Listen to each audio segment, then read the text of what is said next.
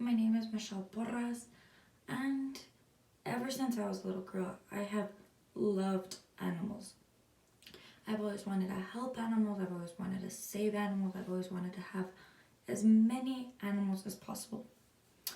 I remember when I was maybe 5 years old, I found this bird, and I took it inside my house and I told my Mom, like, help me save this bird. And all she told me was, it's dead. And I was like, no, Mom, like, we have to save this. Please help me. She's like, Michelle, I'm sorry, but this bird is dead. And it made me cry. It broke my heart and shattered all my dreams, it felt like. But it made me realize that animals get hurt, animals die. So when I read about zoos and aquariums and circuses having to put animals down, it makes me think, was it the animals' fault?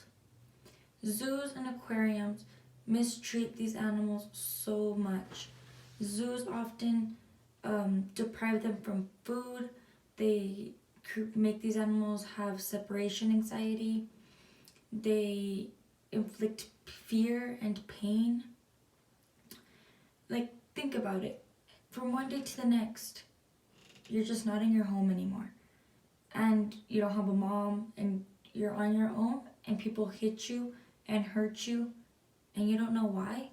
This is what these animals encounter.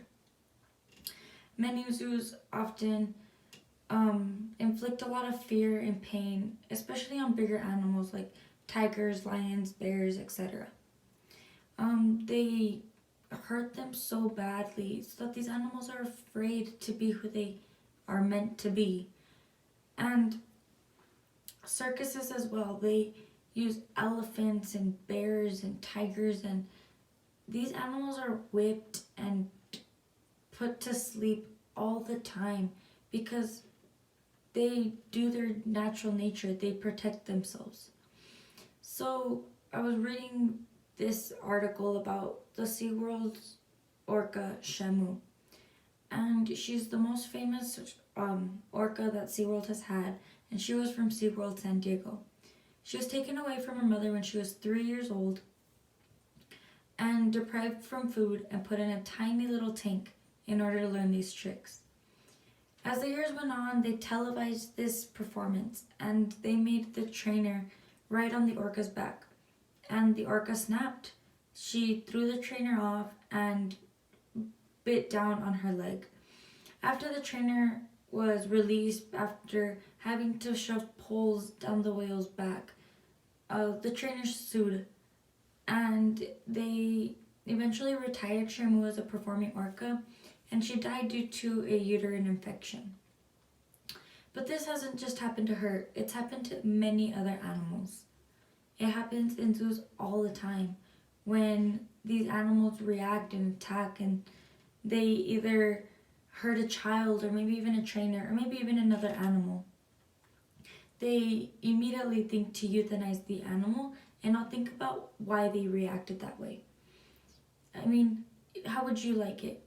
You just wake up one day and you don't have food, you don't have water, you don't have a mom.